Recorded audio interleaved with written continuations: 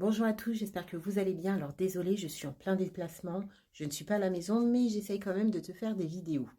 Aujourd'hui, nous allons parler des différentes lois qu'il faut absolument apprendre pour tes examens, mais peu importe quel module, la loi Kouchner, Leonetti, Clé Leonetti.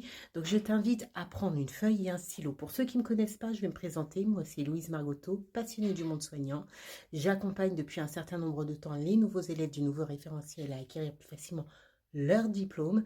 Et donc aujourd'hui, c'est à ton tour et je te souhaite la bienvenue. N'oublie pas de mettre ce petit pouce vers le haut pour m'encourager à faire des vidéos, mais aussi pour voir si tout simplement tu aimes mon genre de contenu. Et n'hésite pas également à partager ces vidéos à tes collègues de promo.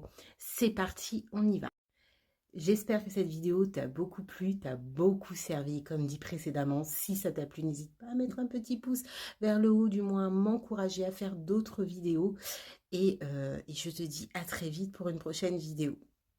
Prenez une feuille et un stylo. Là, tout de suite, maintenant, on va parler de la loi Kouchner qui a été établie le 4 mars 2022. Cette loi, elle est relative aux droits des malades et de la qualité du système de santé. Celle-ci va regrouper dans un texte unique l'ensemble des droits fondamentaux qui doit être respecté par le soignant lors de sa prise en soin. Il faut savoir que cette loi, aujourd'hui, est le texte de référence en matière de droits des patients. Attention, je t'invite à prendre des notes, puisqu'à la fin de cette série de vidéos concernant les différentes lois, tu auras un exercice pour voir si tu as bien compris le cours. Nous allons parler des extraits de la loi du 4 mars 2002 à bien retenir. Oui, cette date-là, elle est cruciale et passe souvent en examen. Vous avez deux chapitres. Le premier, droit de la personne. Le second, droit et responsabilité des usagers. Pour le chapitre 1, droit de la personne, vous avez le droit à la protection de la santé, également le droit au respect de la dignité. Vous avez aussi le droit au respect de la vie privée et au secret des informations. Attention, tous ces éléments-là, il faut les connaître pour votre examen, mais même dans votre vie professionnelle, car vous devez respecter les droits des patients.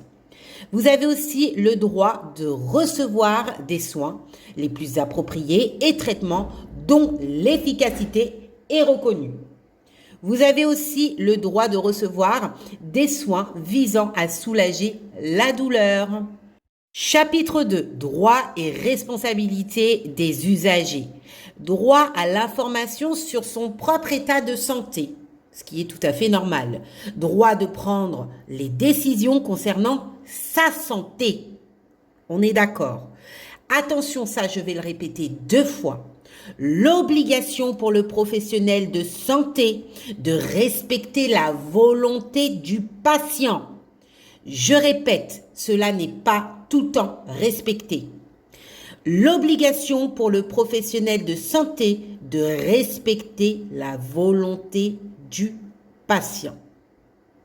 Je passe. Obligation de recueillir le consentement libre et éclairé du patient avant tout acte médical ou traitement. Oui, je sais, ça fait peut-être un petit peu beaucoup, mais ce sont nos obligations en tant que professionnels de respecter le droit du patient et c'est bien aussi de connaître ses propres droits en fonction, si on est hospitalier, lisé ou autre. Cela est primordial à la fois pour l'examen, mais pas seulement, aussi dans votre vie professionnelle et votre vie civile tout simplement. Je tiens à alerter. Aide-soignant, futur soignant, peu importe. Tu as une obligation lorsque tu rentres dans ce métier-là et que tu as des personnes que tu vas accompagner. Ne l'oublie pas, tu signes un contrat. Dans ce contrat, tu te dois de respecter le droit des patients et de connaître les droits des patients. Cette loi du 2 mars 2002 n'est pas anodin. Il se peut que si ces règles ne sont pas respecté, celui-ci peut du coup faire appel pour faire valoir ses droits. Chacun des points dits précédemment sont très importantes. Je pense que tu as peut-être bugué au moment où j'ai dit que je vais relire 2 fois. Ce n'est pas anodin sur un point, l'obligation pour le professionnel de santé de respecter la volonté du patient. N'oubliez pas que dans certaines structures, certains soignants oublient ou n'ont pas vu cette loi, ne connaissent pas par manque de formation ou autre, mais il est important, avant de faire tout acte, eh bien, d'informer le patient. Et c'est selon sa volonté que je l'accompagne. On va parler maintenant de la charte de la personne hospitalisée. Donc, c'est une circulaire du 2 mars 2006 relative aux droits des personnes hospitalisées qui va donc comporter une charte de la personne hospitalisée. Donc la circulaire du 2 mars 2006 a été remplacée par celle du 6 mai 1995. Alors celle-ci, elle doit être remise aux usagers et affichée obligatoirement dans l'établissement de santé. La charte fait donc synthèse de ses droits, ce qui est tout à fait normal, avec pour objectif de lui faire connaître concrètement, faire connaître concrètement aux patients accueillis dans l'établissement de santé. Celui-ci doit être affiché, visible et transmis aux patients.